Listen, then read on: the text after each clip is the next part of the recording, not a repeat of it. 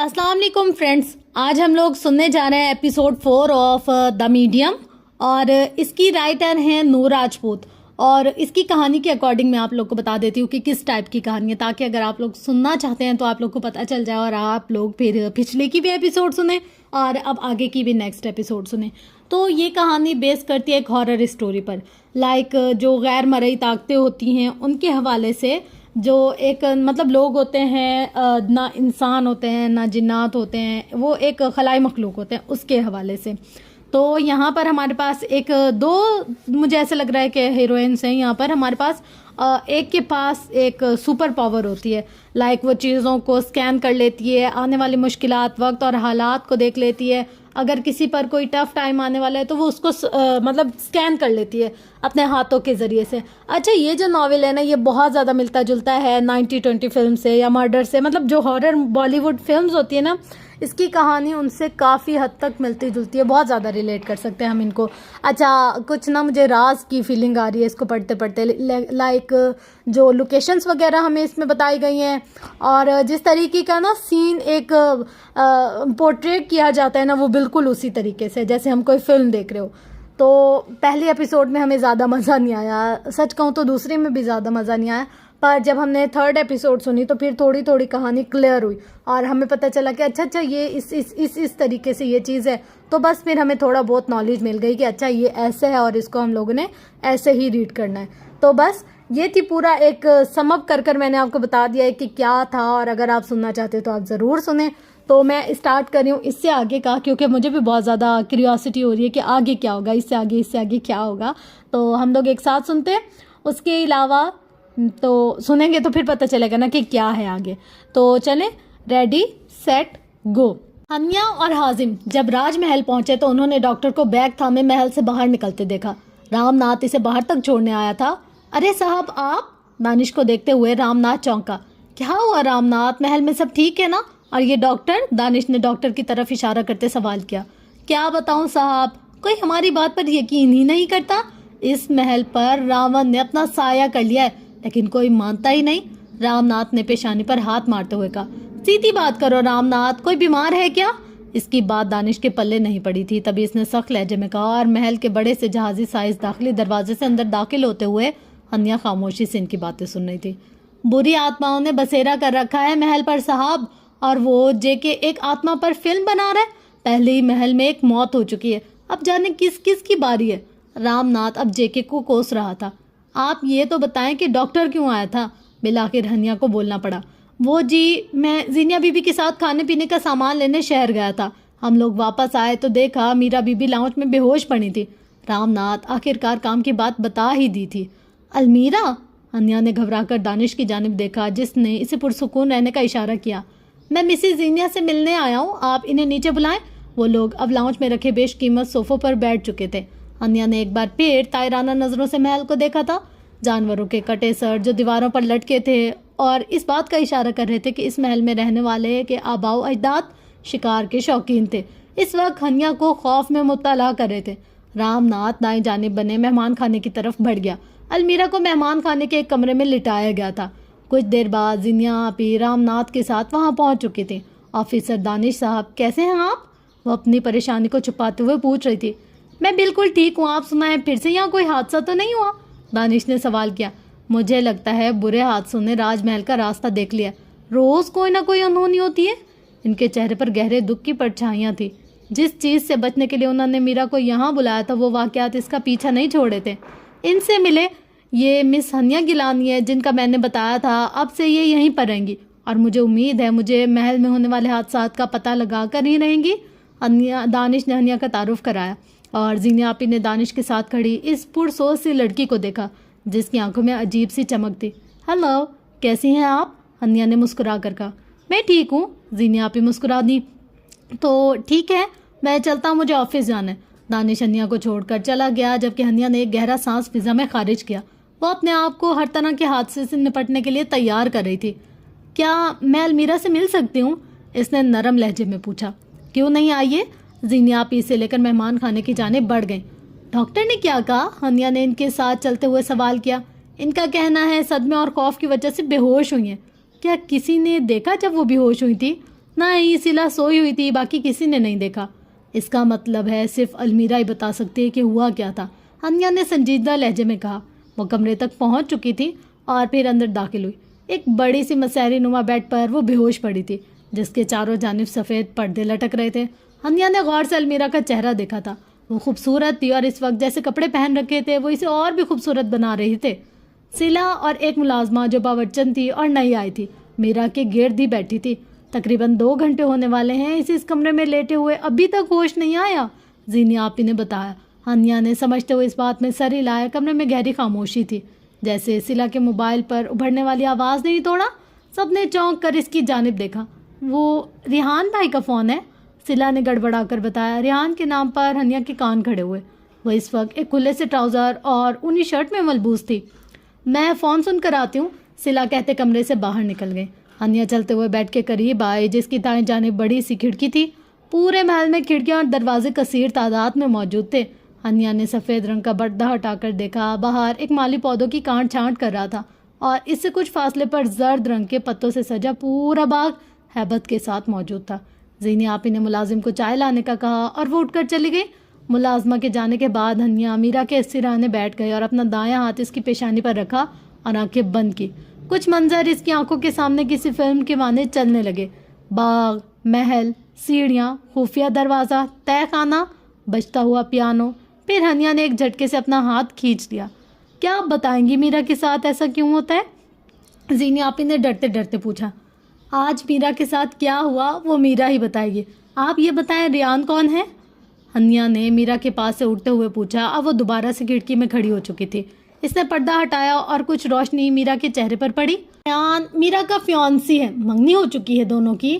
करता क्या है? हनिया ने बाग को गौर से देखते हुए एक और सवाल किया। अलमीरा से मोहब्बत, जीनी आपी ने जज्ब से कहा। मोहब्बत? मीरा के साथ ऐसा कब से हो रहा है? अब वो खिड़की से हटकर कमरे में लगी एक पेंटिंग के सामने खड़ी थी। इसकी गोजती हुई निगाहें कुछ ढूंढ रही थी। पहले भी वो चुप चुप और सबसे अलग रहती थी, लेकिन इसके साथ अजीबोगरीब वाक़यात तो 1 साल पहले से हो रहे हैं, जीनी आपी ने मीरा को देखते हुए कहा। और रियान मीरा की ज़िंदगी में कब आया था? एक और सवाल हाजिर था। वो बड़े से लकड़ी के मेज़ पर रखे इस बेशकीमत लकड़ी से बने लैंप को हाथ से छू रही थी। इस सवाल पर जीनी आपी के चेहरे पर उलझन उभरी। तकरीबन 1 साल पहले, जीनी आपी ने बताया और लैंप को टटोलता हनिया गिलानी का हाथ साकित हुआ। यानी मोहब्बत का दावा करने वाले सबसे ज़्यादा तकलीफ देते हैं, हनिया गिलानी ने जाने किस एहसास के तहत कहा था। जीनी आपी चौंक गई। उन्होंने ऐसा कभी नहीं सोचा था। इससे पहले कि वो कुछ कहती, सिला कमरे में दाखिल हुई। रियान भाई लंदन आ रहे हैं, इसने गोया धमाका किया था। हनिया ने लबों पर अजीब पुरस्कार मुस्कुराहट फैला ली थी। वह जानती थी ऐसा होने वाला था। ये तो बहुत अच्छी बात है, सच जल्दी सामने आ जाएगा, हनिया ने पलटकर इनकी जानिब देखते हुए कहा। और तभी मीरा कसमसाई। इसे होश आ रहा था। अलमीरा, जीना आपी बेताब सी इसकी जानिब बढ़ी। तुम ठीक हो ना? उन्होंने मीरा का गाल सहलाते हुए पूछा और मीरा ने मंदी मंदी आंखों से इन्हें देखा। फिर वो उठकर बैठ गई। तहखाने में होने वाली वाक़यात किसी फिल्म की मानिंद इसके तस्वुर के पर्दे पर उभरने लगे। जहन पर ज़्यादा जोर मत डालें, यहाँ आपकी बात पर ज़्यादा लोग भरोसा नहीं करेंगे। हनिया की आवाज़ पर अलमीरा ने चौंक कर इसे देखा। वो अलमीरा को याद थी क्योंकि वो इसे अजीब लगी थी। इसकी शख्सियत में अजीब पुरस्कारियत थी। मीरा हैरान नज़रों से इसे देख रही थी, जो लबों पर धीमी मुस्कान सजाए पुरसुकून सी खड़ी थी। मैं सच कह रही हूँ, यहाँ एक बड़ा सा दरवाज़ा था और फिर सीढ़ियाँ, नीचे तहखाना। और मीरा ने सीढ़ियों के पीछे दीवार पर हाथ रखते बताया, जहाँ आज सुबह इसने एक दरवाज़ा देखा था जिसके पार वो गई थी। लेकिन अब वहाँ कोई दरवाज़ा नहीं था, बल्कि ठोस दीवार थी। अलमीरा को लग रहा था इसके दिमाग की रगें फट जाएंगी। ऐसा कैसे हो सकता था? देखिए केयर टेकर साहिबा, मुझे आपकी कज़न पहले कुछ दिन नफ्सियाती मालूम हुई। यहाँ कोई दरवाज़ा नहीं। आप दोनों कज़न्स ने पूरे महल में अजीब सा खौफ फैलाया हुआ है। जेके की टीम भी शूटिंग से वापस आ गई थी। मीरा इन सबको तहखाना दिखाने लाई थी, लेकिन वहाँ कोई दरवाज़ा नहीं था। इसकी बात सुनकर जेके का दिमाग घूमा और वो फट पड़ा। नहीं, मैं झूठ नहीं बोल रही, अंदर पियानो है और बहुत सारी तस्वीरें लगी हैं। मीरा ने कमज़ोर लहजे में इन्हें यकीन दिलाना चाहा। ओह गॉड! जेके ने कोफ्त में मुब्तला होते अपने सर पर हाथ रखा था। किसकी तस्वीरें थी? जीनी आपी ने पूछा। इनके सवालों पर मीरा के चेहरे की रंगत जर्द पड़ी। वो बताना चाहती थी लेकिन अल्फाज खो गए। बताओ मीरा, किसकी तस्वीरें देखी तुमने? वो मेरी मीरा ने कहते हुए अजियत से आंखें मीच ली। जेके का कहका बुलंद हुआ।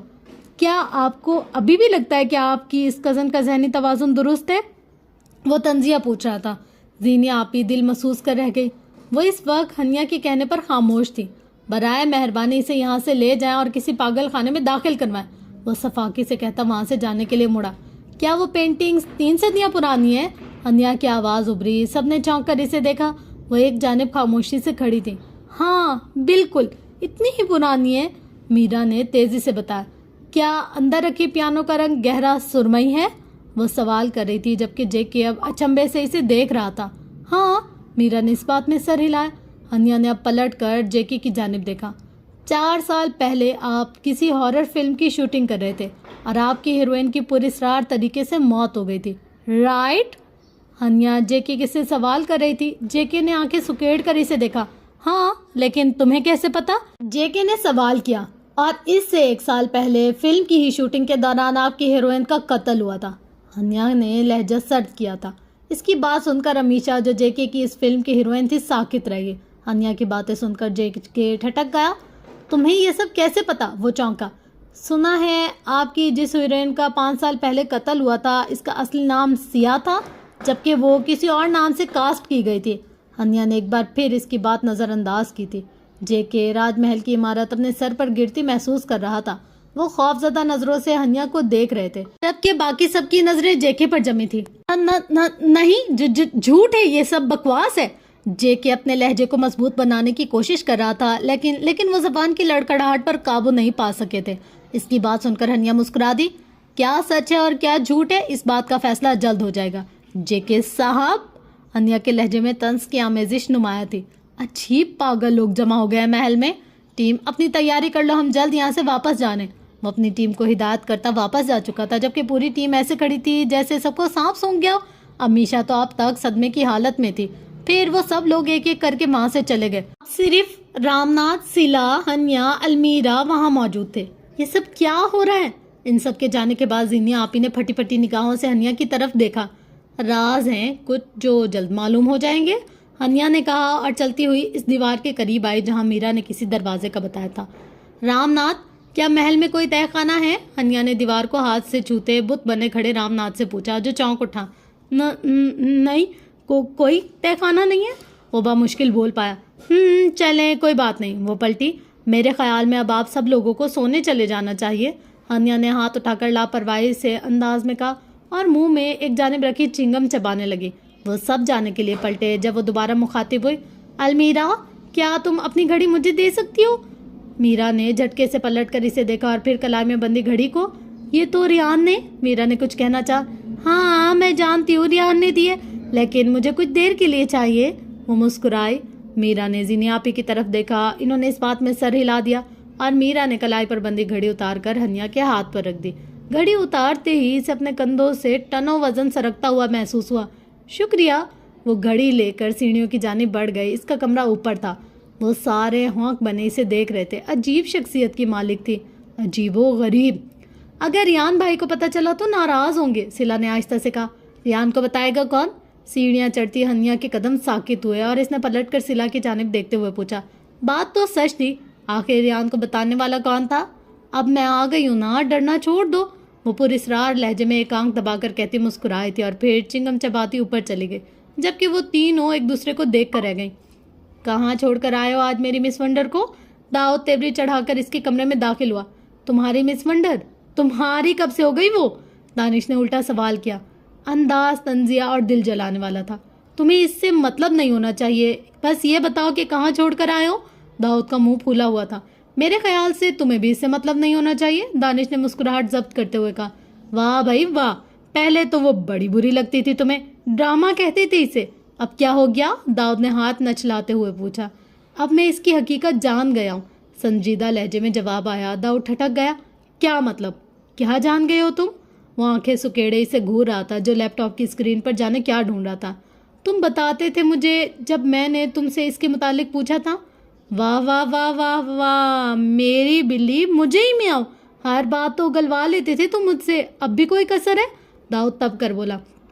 हाँ, वो तुम्हें अपने तरीके से निकलवाता था, तुम कौन से शराफत से बता देते थे। दानिश ने स्क्रीन से नजरें हटाकर इसे देखा, जो आबरू सुकेड़े दानिश को घूर रहा था। इसका बस चलता तो दानिश का सर फाड़ देता। तुम इंतहाई मक्कार इंसान हो, तुम्हारा कयामत वाले दिन अलग से हिसाब होगा। दाऊद दुखते दिल के साथ बद्दुआएं दे रहा था। और अगर मैंने मलिहा को बता दिया कि तुम आजकल मेरी मिस वंडर करते फिर रहे हो, फिर तुम्हारा अमालनामा यहीं खुल जाएगा। दानिश ने एक बार फिर मुस्कुराहट जब्त करते इसे जलाया तो तवक्का के मुताबिक दाऊद बिलबिला उठा। तुम दोस्त नहीं दुश्मन हो, दुश्मन, और दुश्मन भी सांप से ज्यादा खतरनाक। दाऊद की बात पर दानिश की मुस्कुराहट गहरी हुई, जिसे दाऊद देख नहीं पाया। अगर मैं सांप हूँ तो तुम भी किसी उल्लू से कम नहीं हो, दानिश ने दू बदू कहा। देखो दानिश, मैं जानता हूँ तुम इसे राजमहल छोड़कर आए हो। मुझे ये बताओ कि इसकी किस हकीकत का तुम्हें पता चला है, और आजकल तुम इस पर इतना मेहरबान क्यों हो रहे हो? दाऊद ने खुद पर काबू पाते नरम लहजे में पूछा। बताऊंगा, पहले जेके की पूरी तारीख निकाल लूँ, एक एक पॉइंट मिलना चाहिए, अगर कुछ छूटा तो अच्छा नहीं होगा। वो लैपटॉप इसके सामने खिसकाते कह रहा था, जिसकी स्क्रीन पर जेके की तस्वीर चमक रही थी। इसकी बात पर दाऊद ने घूर कर इसे देखा। 10 मिनट है तुम्हारे पास, मैं तब तक फ्रेश हो लूँ, याद रखना 10 मिनट। वो उंगली उठाकर इसे अच्छे से समझाता कमरे से बाहर निकल गया, जबकि दाऊद ने इसके जाने के बाद इसी के अंदाज में नकल उतारी। 10 मिनट? हाँ, बड़ा या 10 मिनट वाला। या अल्लाह, किस सज़ा में फंसा दिया। मेरे इतने गुनाह तो नहीं थे जितनी बड़ी सज़ा मुझे ऑफिसर दानिश तैमूर का कज़न बनाकर दी गई। वो दुखते दिल के साथ दुहाई दे रहा था और फिर लैपटॉप उठाकर बेड पर बैठ गया। तुम्हारी किस्मत खराब है जेके, जो तुम आज राजमहल में आए और दानिश तैमूर से टकरा गए। ये मनहूस शख्स तुम्हें नहीं छोड़ने वाला। वो जेके की तस्वीर को देखते दानिश को गालियां निकाल रहा था और मिस वंडर का ख्याल आते एक बार फिर से बिलबिला उठा। ऑफिसर दानिश तैमूर, तुम्हारा अलग से हिसाब होगा, याद रखना। जो तुमने मुझ पर जुल्म किया है ना, इसकी वजह से अल्लाह तुम्हें नहीं बख्शेगा। वो जोर से चिल्लाया था ताकि दानिश सुन सके, और वो बाहर लाउंज में बैठा चाय का कप हाथ में थामे मुस्कुरा दिया। रात का आखिरी पहर था। हनिया मीरा की घड़ी को मेज पर रखे इसके सामने बैठी थी। देखने में वो आम सी घड़ी लगती थी, लेकिन मीरा को इसमें गड़बड़ नजर आती थी। इसे जो करना था रियान के आने से पहले करना था। इसके आने से पहले घड़ी के बारे में पता लगाना था। अभी वो इस बारे में सोच ही रही थी जब चीख की एक आवाज उभरी, यूं जैसे कोई ताला खुला हो। हनिया ने वो आवाज साफ सुनी। वो एक झटके से मुड़ी। इसके कमरे में कुछ भी नहीं था। इसका दिल तेजी से धड़का। वो उठी और घड़ी को उठाकर दरवाजे की जानिब बढ़ी। वो घड़ी इसके हाथ में नजर आ रही थी। फिर कुछ सोचते हुए वो रुकी, कुर्सी पर रखा अपना ओवरकोट उठाया और इसे पहनकर घड़ी को इसकी जेब में डाल दिया। चर की एक खौफनाक आवाज के साथ कोई भारी भरकम दरवाजा खुला। वो एक पल को साकित हुई। वो पूरे इसरार आवाजों को सुन सकती थी। ऐसे ही तो मीरा ने बताया था। इसे ऐसे ही ताले और दरवाजे खुलने की आवाज आई थी। वो झटके से अपने कमरे से निकली और सीढ़ियों की तरफ बढ़ी। फिर वो ठटक कर रुकी। सीढ़ियों पर इसे सफेद गाउन पहने एक लड़की नीचे उतरती दिखाई दी। महल में इस वक्त मलकजा अंधेरा फैला था। 1-2 लाइट जल रही थी, जिनसे हल्की पीली सी रोशनी महल में फैली थी। 1 मिनट लगा था हनिया को पहचानने में। वो लड़की मीरा थी। वो किसी ट्रांस के जेर असर नीचे उतर रही थी। जब वो सीढ़ियाँ उतर गई तो हनिया तेजी से सीढ़ियाँ उतरती इसके पीछे लपकी। वो सीढ़ियों के नीचे बने इस हॉल में चली गई, जहाँ 2 दरवाजे थे। जब हनिया वहां पहुंची तो साकित रह गई। मीरा वो बड़ा सा दरवाजा पार कर गई थी और इसके अंदर जाते ही वो दरवाजा गायब हो गया। अब बस वहां दीवार थी, बड़ी सी ठोस दीवार। हनिया को अपना सांस अटकता महसूस हुआ। मीरा! इसने दरवाजे को छूते हुए मीरा को पुकारा, मगर बेसुध। अब इसका दिल तेजी से धड़क रहा था। कुछ सोचते हुए इसने गहरा सांस लिया, आंखें बंद की और इसके लब धीरे से हिले। अनकबूर! इसने अनकबूर को पुकारा था। अनकबूर! इसने दोबारा पुकारा और फिर एकदम वो इसके सामने हाजिर हुआ। जी मालकिन! वो अजीबोगरीब जोकर जैसे कपड़े पहने हुए था। अनकबूर को एक्टिंग का बहुत शौक था और वो हर वक्त किसी न किसी किरदार में घुसा रहता था। अनकबूर, मुझे इस दीवार के पार जाना है, हनिया ने संजीदा लहजे में कहा। आइए मालकिन, हाथ पकड़ ले मेरा, अनकबूर ने हाथ आगे बढ़ाते हुए कहा। और जैसे ही हनिया ने इसका हाथ थामा, वो पलक झपकते वहां से गायब हो गई। जेके के बारे में दाऊद ज़्यादा नहीं जान पाया था। इसके बारे में गूगल और मुख्तलिफ चैनल अजीब अजीब खबरें बता रहे थे।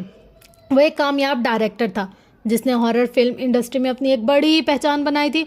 लेकिन 5 साल पहले, तकरीबन 4 साल पहले, फिल्म की शूटिंग के दौरान इनकी किसी हीरोइन का कत्ल कर दिया गया था। फिर जेके ने शूटिंग रोक दी। इस दौरान वो एक और फिल्म बना चुका था जो एक्शन फिल्म थी, और अब दोबारा 4 साल बाद इसने अपनी फिल्म की शूटिंग दोबारा शुरू की थी। वो एक शातिर आदमी था। कुछ लोग इसे ज़हीन तो कुछ मक्कार कहते थे। लोग इसकी इस फिल्म के बारे में अजीब अजीब बातें कर रहे थे। इन्हें लगता था जेके को ये फिल्म नहीं बनानी चाहिए, लेकिन जेके के बाज आने वाला ही नहीं था। वो जैसा दिखता था वैसा नहीं था। तो राज छुपा था इस कामयाब डायरेक्टर के पीछे जिसे दानिश जानना चाहता था। एक पल के अंदर हनिया ने अपने आप को तय खाने में पाया। इसने अनकबूर का हाथ अभी तक पकड़ रखा था। वो वहां होकर भी नजरों से ओझल थे। हनिया हैरानी से चारों तरफ देख रही थी। फिर इसकी नजरें सीढ़ियों पर पड़ी जहां से मीरा नीचे उतर रही थी। वो अपने हवास में हरगिज नहीं थी। जैसे ही वो आखिरी सीढ़ी पर पहुंची तो इसे एक झटका लगा और वो ख्वाब से जागी। मैं यहाँ कैसे आ गई? वो खौफ से आंखें फैलाए तय खाने को देख रही थी। वहां अलमीरा की बहुत सी तस्वीरें थी। अचानक आतिशदान में रखी लकड़ियों में खुद ब खुद आग लग गई और इसके साथ ही कोने में खड़ी की के पास रखा पियानो बजने लगा। मीरा की आंखें वहशत से फटने को तैयार थी। वो यहाँ किसी सूरत नहीं आना चाहती थी। अनकबूर खामोशी से सब देख रहा था। हानिया ने पियानो के करीब स्टूल पर बैठे हिवले को देखा तो अब वाजे हो रहा था वो कोई लड़की थी जो इंतहाई खूबसूरत और मधुर सी धुन बजा रही थी। मीरा तो कुछ भी कहने के काबिल नहीं थी। वो वहां से भाग जाना चाहती थी लेकिन कदम जैसे जम गए थे। वो खिड़की से इसे देख रही थी। अब वो हिवला एक इंसान का रूप ले चुका था। सदियों से बंद यहाँ पर मैं इंतजार में थी। आई कि तुम यहाँ पर वो फिर से मार डालेगी। वो कुछ गुनगुना रही थी। हनिया दमसादे सुन रही थी। वो जो भी थी हनिया को नहीं देख सकती थी क्योंकि मीडियम को देखना किसी भी मखलूक के बस की बात नहीं थी। वो लड़की बहुत खूबसूरत थी। हल्की हल्की रोशनी में इसका लिबास वाजे हो रहा था। वो शाही लिबास पहने हुए थी जैसे कोई शहजादी। इसके लंबे सुनहरी बाल कमर पर बिखरे पड़े थे। अचानक धुन बजना बंद हो गई। कौन हो तुम? मीरा डरते डरते पूछ रही थी और मीरा के सवाल के जवाब पर इस लड़की ने पलटकर मीरा को देखा। एक तेज हल्की नीली और दूधिया सी रोशनी इसके चारों तरफ फैल गई। इसका सरापा वाजे हुआ और मीरा के साथ साथ हनिया भी साकित रह गई। वो मीरा की हम शक्ल थी, एक खूबसूरत शहजादी। वो मीरा को बेबसी से देख रही थी। ऐसे कैसे हो सकता है? खौफ की जगह अब हैरत ने ले ली। मीरा बड़बड़ाई थी। इससे पहले वो लड़की कुछ बोलती है हनिया की कोट की जेब से जिसमें घड़ी थी सियाह धुआं निकलना शुरू हुआ। हनिया इस कदर हैरान थी कि वो महसूस न कर पाई। तेजी से वो धुआं इसकी जेब से निकला और एक काले साए में बदलता पियानो के करीब बैठी लड़की पर झपटा। इसकी खौफनाक सी चीख उभरी और वो लड़की पल भर में गायब हो गई। हनिया को कुछ गलत होने का एहसास हुआ। इससे पहले वो साया मीरा की तरफ लपकता हनिया के वजूद में हरकत हुई। अनकबूर, मीरा को बचाओ! वो चिल्लाई थी और इसके साथ ही अनकबूर बिजली की तेजी से मीरा की तरफ लपका। हनिया ने मीरा का हाथ थामा और वो लोग पलक झपकते वहां से गायब हो गए। तहखाने में गहरा सियाह अंधेरा छाया था। अब वहां से गुर्राहने की अजीबो गरीब आवाजें उभर रही थी। पलक झपकते वो लोग हनिया के कमरे में जाहिर हुए थे। मीरा का तो ये देखकर सर चकरा गया था। वो गिरने वाले अंदाज में बेड पर बैठ गई। वो हनिया को देख सकती थी लेकिन अनकबूर को नहीं। ये सब क्या था? और मीरा ने अपने खुश्क हो चुके हलक पर हाथ रखते हुए हनिया से पूछा। रिलैक्स हो जाओ मीरा, ये पानी पियो। हनिया ने मेज पर रखा पानी का गिलास इसे पकड़ाया। अनकबूर अब मीरा को देख रहा था। वो इसे बहुत प्यारी लग रही थी, बिल्कुल तहखाने में कैद इस शहजादी की तरह। घड़ी क्यों उतारी इसने और वो भज कैसे गई? आज फिर पूरी हवेली में जलजला सा आया हुआ था। वो नस्वानी खौफनाक आवाजें दीवानों से टकरा रही थी। शकुंतला कैद हो गई, वहां पर कैसे निकालोगे इसे बाहर? वो चीख रही थी, चिल्ला रही थी, जबकि लड़का इस हवेली में एक बंद कमरे के सामने सर झुकाए खड़ा था। जाओ, इसे आजाद कराओ, जाओ! वो अभी तक चिल्ला रही थी और लड़के ने इस बात में गर्दन हिला दी। मुझसे मोहब्बत करते हो ना? वो अब भीगे लहजे में पूछ रही थी। आवाज धीमी थी। हाँ, बहुत मोहब्बत करता हूँ, वो किसी रोबोट की मानित बोला। फिर जाओ, वक्त आ गया इसे खत्म करने का। इसकी मौत मेरी आज़ादी है। जाओ मेरे महाराज, अपना काम पूरा करो। वो अब इसे पुचकार रही थी और लड़का सर झुकाए इसकी हिदायत सुन रहा था। मालकिन, ये लड़की कौन है? ये बहुत खूबसूरत है। मीरा अपने खौफ पर काबू पाते सदियों से प्यासे शख्स की मानित पानी पी रही थी जब अनकबूर ने हनिया से पूछा। चुप करो अनकबूर, ये मस्ती करने का वक्त नहीं है। हनिया ने इसे डांटा जबकि अनकबूर का फूला हुआ मुंह मजीद फूला। हनिया के इस तरह बोलने पर मीरा ने चौंक कर इसे देखा।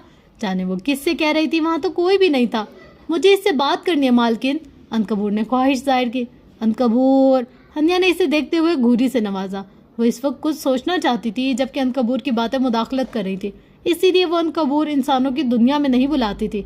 इसका दिल कभी भी किसी भी चीज़ पर आ जाता था और अब तो कमाल हो गया था। इसे अलमीरा ही पसंद आ गई थी।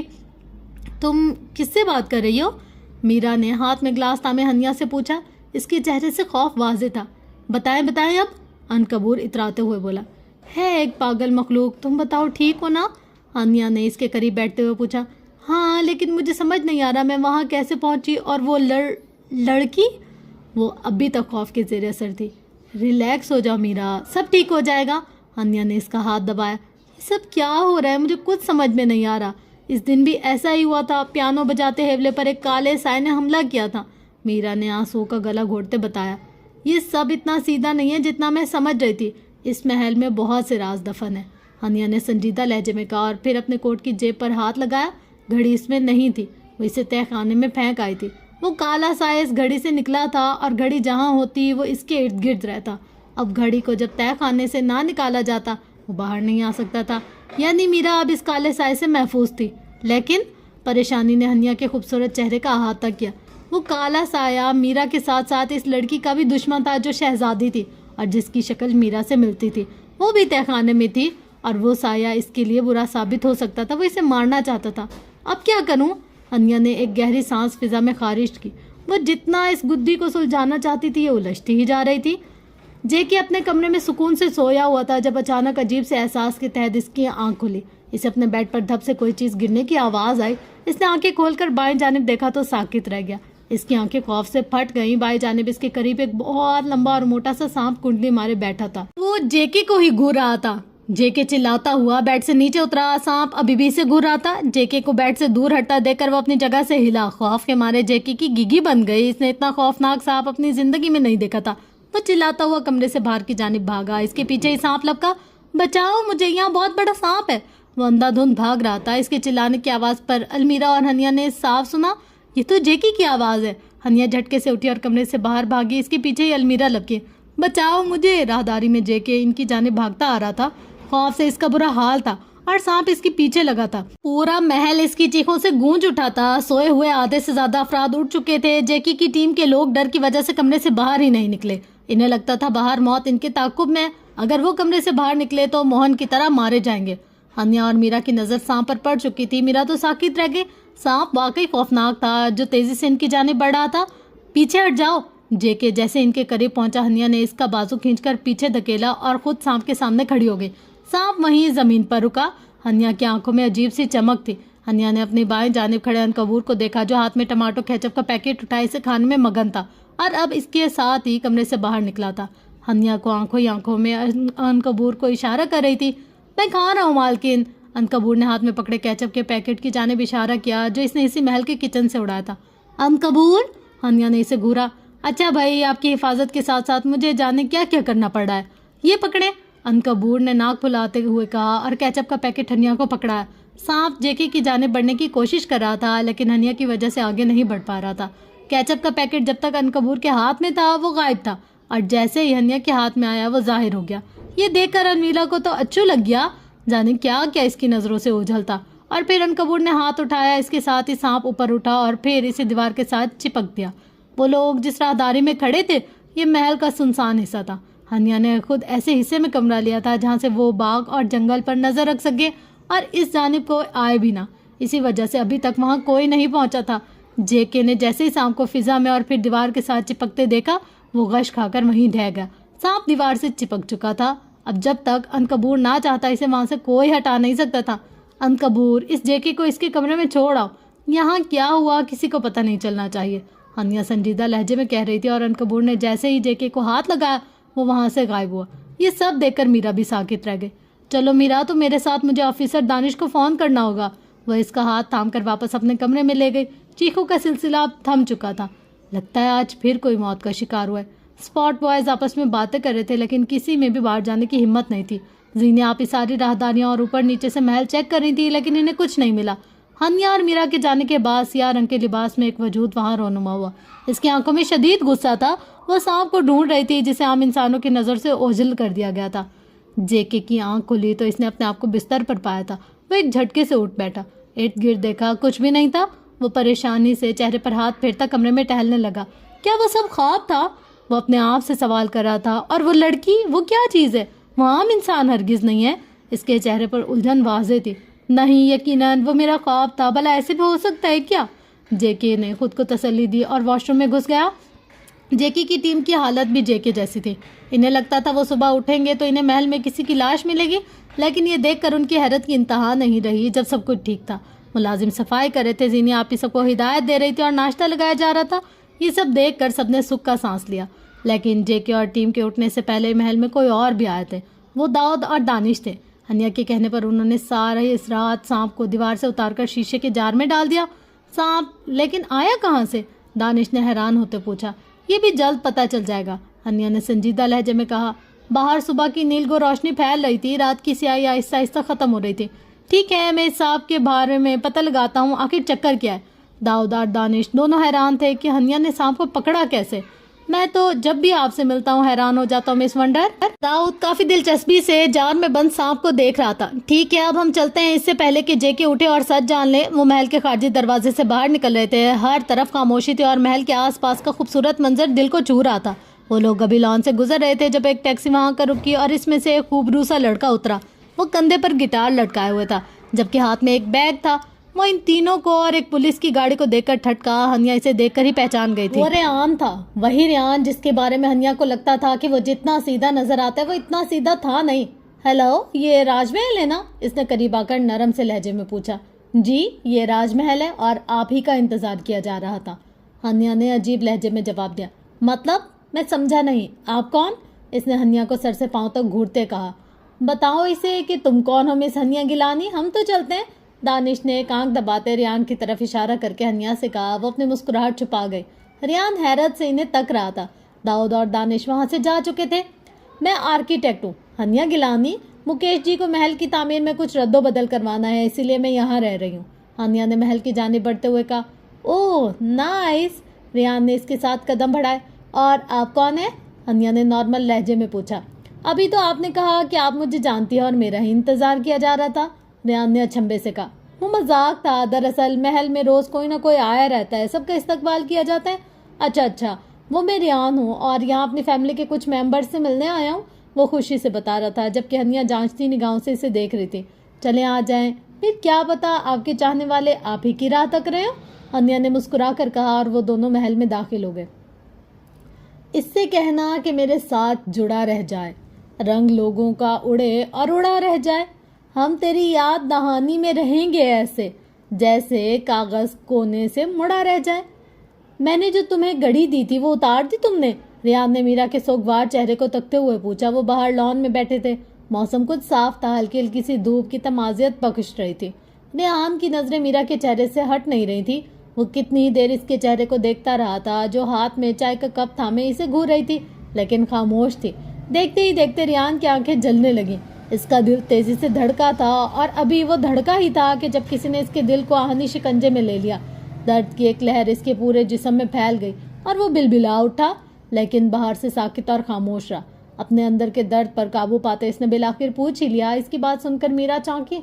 हाँ, वो घड़ी मैंने पहनी हुई थी, शॉवर लेने के लिए गई तो उतार कर कमरे में रख दी, फिर मुझे मिली नहीं, शायद काम वाली ने उठाकर आगे पीछे कर दी हो।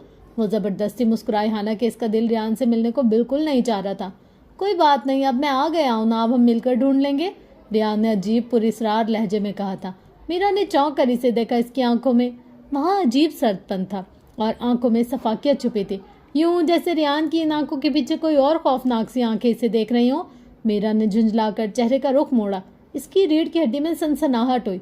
वैसे ये महल काफी शानदार है, मुकेश सिंह के आबाओ अजदाद के अहद का पता देता है। रियान ने इसे बेचैन होते देखकर मौजू बदल दिया। अब वो किसी बला की तनहा पर फैलाए खड़े महल को देख रहा था जिसमें हजारों की तादाद में खिड़कियां, दरवाजे और कमरे थे। हाँ, बहुत खूबसूरत है। मीरा ने भी इसकी हाँ में हाँ मिलाई, जबकि जेकी की टीम काफी एक्टिव नजर आ रही थी। इन्होंने जाने से पहले एक आखिरी सीन की शूटिंग करनी थी जो महल में होना था। बहुत ही धमाकेदार खबर है मिस वंडर। शाम करीब थी जब दाऊद ने हनिया को फोन किया। क्या खबर है? हनिया ने तजस्सुस से पूछा। इससे पहले कि दानिश आपको फोन करे मैंने सोचा मैं ही बता दूं। वो पहले फोन करने पर काफी खुश था। हनिया खामोशी से सुनती रही। तो खबर यह है कि इस सांप को हिप्नोटाइज किया गया है। दाऊद ने गोया धमाका किया। क्या वाकई? हनिया को हैरत हुई। हाँ, हमने महल में मौजूद सभी लोगों की तस्वीर जार में बंद सांप को दिखाई। वो साकित बैठा रहा, लेकिन जैसे ही जेकी की तस्वीर सांप के सामने गई वो भड़कने लगा। दाऊद दिलचस्पी से बता रहा था इसके लिए आज तक इस केस में ज्यादा दिलचस्प कोई केस नहीं था, लेकिन कोई सांप को हिप्नोटाइज क्यों करेगा? वो बेसाख्ता सवाल पूछ रही थी। इसका तो आप मिनटों में पता लगा सकती है क्योंकि आप मिस वंडर हैं, दाऊद ने चुटकी बजाते कहा। जानती हूँ, लेकिन कभी कभी मैं चाहकर भी कुछ महसूस नहीं कर पाती, इसीलिए मैं आजकल अनकबूर की मदद। वो कहते कहते रुक गई। कौन अनकबूर? दाऊद के कान खड़े हुए, तभी इसके हाथ से फोन दानिश ने झपटा था। सांप को हिप्नोटाइज करने वाला जेकी का दुश्मन है, कोई इसे मारना चाहता है और ये बात तय है कि वो शख्स महल में ही मौजूद है। दानिश ने हनिया की बात का जवाब दिया, जबकि इसकी हरकत पर दाऊद ने बुरा मुंह बनाया। इसका मतलब है जेके को मारने की कोशिश करने वाले ये सिया से जुड़ा है। हनिया किसी नुक्ते पर पहुंच चुकी थी। बिल्कुल, अब सिया कौन है इसका पता लगाना है, दानिश संजीदा लहजे में कह रहा था और हनिया इस बात में सर हिला रही थी। जेके की टीम ने महल के लाउंज में खूबसूरत और पुरस्कार से सेट तैयार किया था। वो सीन किसी रूह का था जो पियानो बजा ही रही होती है। अमीशा पिछले कुछ दिनों से बुरी तरह खौफ का शिकार थी। वो चाहकर भी किरदार में ढल नहीं पा रही थी। वो डायलॉग्स को दुरुस्त तरीके से नहीं बोल पा रही थी। वो इस वक्त सफ़ेद रंग की मैक्सी में मलबूस थी। ये फिल्म का आखिरी सीन था जिसमें हीरो हीरोइन की रूह को दुनिया में पुरसुकून देखता है। जेके बार बार कट कट कह रहा था। अमीशा जाने क्यों डरी हुई थी। क्या मसला है अमीशा, एक छोटा सा सीन नहीं हो रहा तुमसे? वो चाहकर भी लहजे की तलखी को छुपा नहीं पाया था। मैं चाहकर भी ये सीन नहीं कर पा रही। मेरे ख्याल से हमें कल कर लेना चाहिए। शायद मेरी तबीयत ठीक नहीं है, वो परेशान लहजे में कहती वहां से जाने के लिए मुड़ी। क्या मतलब कर? हरगिज नहीं, शूट आज ही होगा, कल हम वापस जा रहे हैं। तुम दोबारा ट्राई करो। Cameraman action. मैं बहुत खुश हूँ रमेश, वो पियानो के सामने बैठी कह रही थी। कट। ये रमेश कौन है? तुम्हारा हीरो मुसलमान है और तुम रामनी हो। जुनेद कहो, जुनेद। जेके ने अपने सर पर ओढ़ी हैट उतारकर गुस्से से नीचे फेंकी। मैंने कह दिया ना मेरी तबीयत ठीक नहीं है, मुझसे नहीं हो पाएगा। अमीशा भी सख्त लहजे में कहती जा चुकी थी। लाउंज में खामोशी छा गई। क्या बकवास है ये, जेके तपा हुआ था। मेरे ख्याल से अलमीरा ये डायलॉग्स अच्छे से बोल लेगी। हनिया की आवाज़ उभरी। सबने चौंक कर इसे देखा और मीरा गड़बड़ा गई। जेके ने मीरा की तरफ देखा था। रात का वक्त था और वो अपने शब ख्वाबी के लिबास में थी। सफ़ेद गाउन पहने वो किसी हद तक किरदार से मैच कर रही थी। हनिया ने आंखों ही आंखों में मीरा को इशारा किया। वैसे भी जेके साहब सीन के मुताबिक आपने एक हवाला ही दिखाना है, शक्ल तो वाज़ेह नहीं होगी, तो मेरे ख्याल से एक बार कोशिश कर ली जाए। जाने हनिया के दिमाग में क्या चल रहा था। महल के सभी अफराद वहाँ मौजूद थे। सिला शौक से शूटिंग देख रही थी। ये इसकी ज़िंदगी का शायद पहला और आखिरी मौका था जब वो बराह रास्त शूटिंग देख रही थी। जेके ने सोचती निगाहों से मीरा को देखा। हनिया की बात में इसे वजन नजर आया। वैसे भी रात के खौफ की वजह से वो हनिया से खाइफ था। ठीक है मिस मीरा, आप ये डायलॉग्स बोल कर दिखाएं। जेके के कहने पर मीरा आगे आई। इसे एक लड़की ने डायलॉग्स का कार्ड थमाया। मीरा ने एक नज़र कागज़ को देखा। इस पर लिखे डायलॉग्स पढ़ने के बाद इसने नज़र उठाकर रियान को देखा। इसकी आंखों में नमी और हज़ारों शिकवे थे जो वो ज़बान पर नहीं ला सकती थी। मैं अपनी दुनिया में बहुत खुश हूँ जुनेद, मुझसे दूर रहो, वो अजियत से भरपूर लहजे में बोल रही थी। वाह ज़बरदस्त। जेके तो हैरान रह गया। ऐसे ही जज्बात चाहिए थे इसे जो हमेशा नहीं दे पा रही थी। बेहतरीन, मेरे ख्याल से मीरा ठीक रहेगी। इन्हें कॉस्ट्यूम दिया जाए जल्दी। जेके ने टीम को हिदायत की। अब इसका मेकअप किया जा रहा था। इसके बाल नीचे से कर्ल किए थे जो बहुत खूबसूरत लगते थे। आधे घंटे के बाद शूटिंग दोबारा शुरू हुई। बड़ा ही ख्वाबनाक माहौल था। शहर खिड़की के सामने रखा सियाह पियानो और इस पर बैठी एक सफ़ेद कपड़ों वाली शहजादी। पियानो बजाना आता है? जेके ने रामनी के किरदार में तैयार खड़ी मीरा से पूछा। नहीं, मीरा ने कंधे उचकाकर जवाब दिया। चलो कोई बात नहीं, तुम पियानो बजाने की अदाकारी कर लेना। और फिर सारी लाइटें बंद कर दी गईं। वो पियानो से कुछ फासले पर खड़ी थी। महल में अंधेरा था, सिर्फ एक स्पॉटलाइट मीरा के ऊपर थी। एक्शन। मोहब्बत इतनी जालिम नहीं होती कि अपने महबूब की जान ले ले जुनेद। देखो, मैंने तुमसे मोहब्बत की और तुम्हारे लिए जान दे दी, और तुमने क्या किया? तुम मेरी जान लेने के लिए आए थे। तुम चाहते तो मुझे बचा सकते थे, लेकिन अब खुश हूँ मैंने अपनी मोहब्बत का फ़र्ज़ पूरा किया। मैं अपनी दुनिया में खुश हूँ, अब मुझे याद मत करो। ये कैसा सहर फूंका था मीरा ने। रियान तो मबहूत सा इसे देख रहा था। बहुत खूबसूरत लग रही थी वो। हर तरफ खामोशी थी। अब वो मुड़ी और अपने पीछे बने चबूतरे की सीढ़ियाँ चढ़ने लगी जिस पर पियानो रखा था। 3-4 सीढ़ियाँ थीं। ये सेट का हिस्सा था। तभी अचानक स्पॉटलाइट ऊपर को हुई और रियान को ऊपरी राहदारी में खड़ा एक साया नजर आया जो रोशनी की वजह से झट से पीछे हटा। इसने नजरें दौड़ाकर सबको देखा। सुबह से अब तक वो जान चुका था वहाँ कितने लोग थे और कौन कौन थे। सब वहाँ मौजूद थे। फिर ऊपर कौन था? वो खामोशी से वहाँ से खिसका और सीढ़ियाँ चढ़ता ऊपर की जानिब जाने लगा। नीचे मीरा पियानो के करीब बैठ चुकी थी। फिर इसने जाने किस एहसास के तहत पियानो की कीज पर उंगलियां फेरी और फिर इसने आंखें बंद की। अब वो किसी शहर में डूबी पियानो बजा रही थी। सब ठटक गए। इसे पियानो बजाना नहीं आता था, लेकिन वो किसी माहिर की तरह खूबसूरत धुन बजा रही थी। मीरा के बाएं जानिब जो खिड़की थी वो खुली थी और सफ़ेद पर्दे हिल रहे थे। हनिया की नज़र मीरा से फिसलती खिड़की पर गई और वो चौंक कर सीधी हुई। इसे कुछ गलत होने का एहसास हुआ। देखते ही देखते अचानक खुली खिड़की से एक बड़ा सा खौफनाक उल्लू अंदर दाखिल हुआ और मीरा पर झपटा। हनिया को जैसे करंट लगा, वो किसी ट्रांस से बाहर आई। सब पहले जैसा था, वहाँ कोई उल्लू नहीं था। यकीनन इसने मुस्तकबिल की झलक देखी थी। इससे पहले उल्लू वाकई वहां पहुंचता, वो चिल्लाती हुई मीरा की जानिब बढ़ी और ठाक की आवाज से खिड़की बंद की। खिड़की बंद होते ही कोई जोरदार चीज खिड़की से टकराई। क्या हुआ? मीरा ने पथराई नजरों से अपने पास खड़ी हनिया को देखा। कुछ नहीं, सब ठीक है, वो जबरदस्ती मुस्कुराई। बेहतरीन मिसल मीरा, बहुत अच्छा शॉट दिया आपने, जेके ने इसकी तारीफ की थी। हनिया ने मुड़कर एक नजर खिड़की को देखा। उसका दिल तेजी से धड़क रहा था। जेकी की पूरी टीम अब अलमीरा के गिर्द इकट्ठी हो गई थी। वाह मीरा, तुमने पियानो बजाना कब सीखा? सिलाब मीरा से पूछ रही थी। वो सब हैरान थे और हैरान तो मीरा भी थी। इसे भला पियानो बजाना कब आता था? ऊपर रियान जैसे ही राहदारी में साय के पीछे लपका, वो इसे देखकर भाग खड़ा हुआ। महल की रोशनियां जल उठी। वो सियाह लिबास पहने कोई लड़की थी जो रियान से भाग रही थी। रुको, कौन हो तुम? रियान भी इसे छोड़ने वाला नहीं था। वो महल के इस हिस्से की जानिब बढ़ रही थी जहाँ कोई भी आता जाता नहीं था। मैं कहता हूँ रुक जाओ वरना अच्छा नहीं होगा, वो चिल्लाया और फिर राहदारी के नुक्कड़ पर रखी भारी मूर्ति से वो टकराकर नीचे गिरी। तब तक रियान इस तक पहुंच चुका था। वो नीचे गिरी करा रही थी। तुम्हारा खेल खत्म हुआ मिस सिया। रियान ने इस पर झुकते हुए एक झटके से इसका बाजू पकड़ते हुए खड़ा किया। ये रियान कहाँ चला गया? हनिया की नजरें इसे ढूंढ रही थी। तभी वो सियाह लिबास पहने, चेहरे पर खौफनाक सा मेकअप किए, जिसके कपड़ों के पिछले हिस्से पर सियाह लिखा था, इसे बाजू से खींचकर नीचे ला रहा था। इस खौफनाक सिया को देखकर सिला तो डर गई। वो जीनी आपी के पीछे छुपी सिया को देखकर रामनाथ की आंखें खौफ से फैली। डरने की जरूरत नहीं, ये कोई भूत नहीं बल्कि इंसान है। सीढ़ियां उतरकर रियान ने इसे झटका देकर सबके सामने किया। वो सब अब फटी फटी निगाहों से सिया को देख रहे थे, जो इतने दिनों से इन्हें खौफ में मुब्तला रखे हुए थे। हनिया आबरो सुकेड़े रियान और इस सिया को देख रही थी। सिया खूंखार नजरों से जेके को घूर रही थी। यही है वो लड़की जो महल में खौफ व हिरास फैलाए हुए थे। मैं जब आया तो समझ गया था यहाँ कोई भूत नहीं है बल्कि कोई खेल खेला जा रहा है। मैंने सब पर नजर रखी, खास तौर पर रामनाथ पर।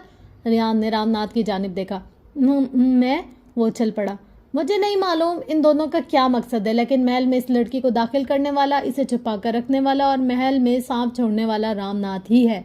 रियान ने गोया धमाका किया था। मैंने आज शाम में रामनाथ को सबसे छुपकर पुराने बाग में जाते देखा था। मैंने इसका पीछा किया और वहाँ ये रामनाथ इस लड़की के साथ मिलकर आज रात का लाए अमल तैयार कर रहा था। मैं चाहता तो वहीं इन्हें पकड़ सकता था, लेकिन फिर सोचा महल में सबके सामने इनकी असलियत लाऊंगा। रामनाथ, ये सब क्या है? जीनी आपी ने बेयकीनी से रामनाथ की जानिब देखा। वो सिर्फ इनका ही नहीं बल्कि मुकेश सिंह का भी वफादार मुलाजिम था। रामनाथ ने कुछ कहने के लिए मुंह खोला ही था जब जेके गुस्से से सिया की जानिब बढ़ा। तो तुम हो वो घटिया औरत जो मुझे मारना चाहती थी? इसने सिया को थप्पड़ मारने के लिए हाथ बढ़ाया, जिसे हवा में ही थाम चुकी थी वो।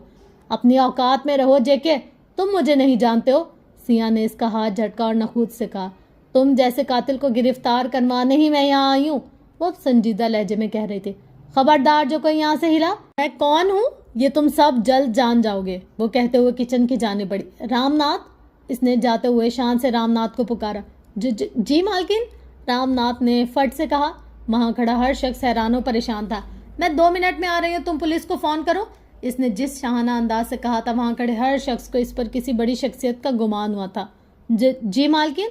रामनाथ जल्दी से लाउंज में एक जानिब रखे फोन की जानिब बढ़ा, जबकि हनिया और रियान समेत बाकी सब साकित खड़े थे। ये क्या हो रहा है यहाँ पर? इस लड़की ने मोहन का कत्ल किया और देखो कैसे मालिक की तरह बर्ताव कर रही है। हद है ढिठाई की। सिया के जाने के बाद जेके फिर से चिल्लाया। इसका दिमाग घुमा हुआ था, जबकि बाकी सब खामोश थे। सबके दिलों की धड़कन तेज चल रही थी। न जाने कौन सा इंकशाफ होने जा रहा था। 5 मिनट बाद सिया वापस मुंह धोकर आती दिखाई दी। जैसे ही वो इनके करीब पहुंची, जीनिया की हैरत से उछली। आप? वो फटी फटी निगाहों से इसे देख रही थी। जी मैं अमृता, मुकेश सिंह की छोटी बेटी। इसने गोया धमाका किया था। जीनिया आपी को याद था, इसकी बहुत सी तस्वीरें लगी थी महल में, जिन्हें मुकेश सिंह के कहने पर इसने उतार दिया था कि शूटिंग के लिए जेके अपना सेट तैयार करेगा और तस्वीरों को बार बार उतारा जाएगा, जिससे इनके खराब होने का खदशा था।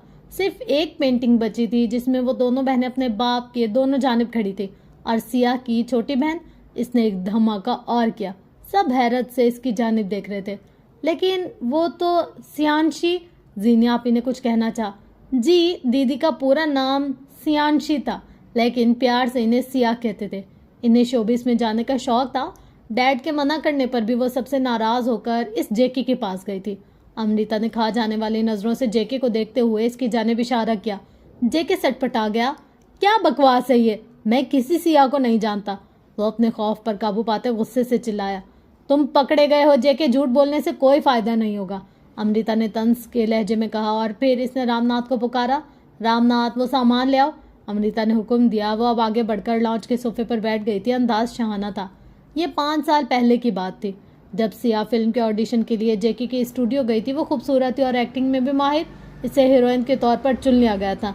मुकेश सिंह सिया के इस फैसले से नाराज था। वो इससे बात नहीं करता था। सिया ने अपनी छोटी बहन, जो इस वक्त 9 उम्र थी, फ़ोन करके अपनी खुशी का बताया। वो बहुत ज़्यादा खुश थी और अपने डायरेक्टर जेके की बहुत तारीफ़ें कर रही थी। फिल्म की शूटिंग शुरू हुई। जैसे जैसे वक्त गुजरा, सिया के सामने इस अंधेर नगरी का घिनौना चेहरा सामने आता गया। सिया के कॉन्ट्रैक्ट के मुताबिक वो ये फिल्म हरगिज़ नहीं छोड़ सकती थी।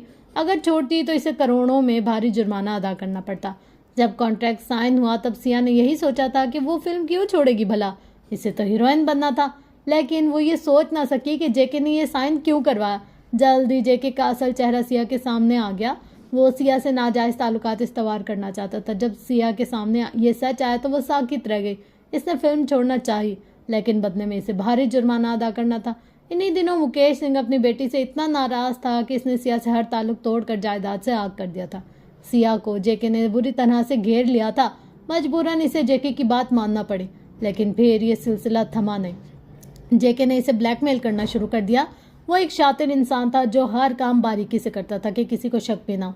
इन्हीं दिनों सिया को जेके की एक पुरानी हीरोइन मिली जिसकी हालत काफ़ी ख़राब थी। इसके मुताबिक जेके एक पागल आदमी था। वो मुश्किल से अपनी एक फिल्म एक हीरोइन के साथ मुकम्मल करता था, वरना अक्सर फिल्मों के दरमियान वो हीरोइनों को बदल देता था और इनके साथ ही यही खेल खेला जाता था। सिया ने इसका बयान रिकॉर्ड कर लिया। इसके हाथ जेके के खिलाफ कुछ सबूत भी लगे थे। जिस दिन वो इसके खिलाफ पुलिस में रिपोर्ट दर्ज करवाने वाली थी, इसी दिन इस लड़की ने खुद को आग लगाकर खुदकुशी कर ली थी। लेकिन सिया जानती थी ये कत्ल था। अब वो बुरी तरह घबरा गई थी। इससे अपनी मौत साफ दिखाई दे रही थी। इसने सारे सबूत इकट्ठे किए और अपनी कहानी को रिकॉर्ड करके अमृता के पास भेज दिया। जेके सिया से वाकिफ था, सियांशी से नहीं। वो नहीं जानता था सिया असल में कौन थी। सिया ने खुद को पूरी तरह से बदल लिया था।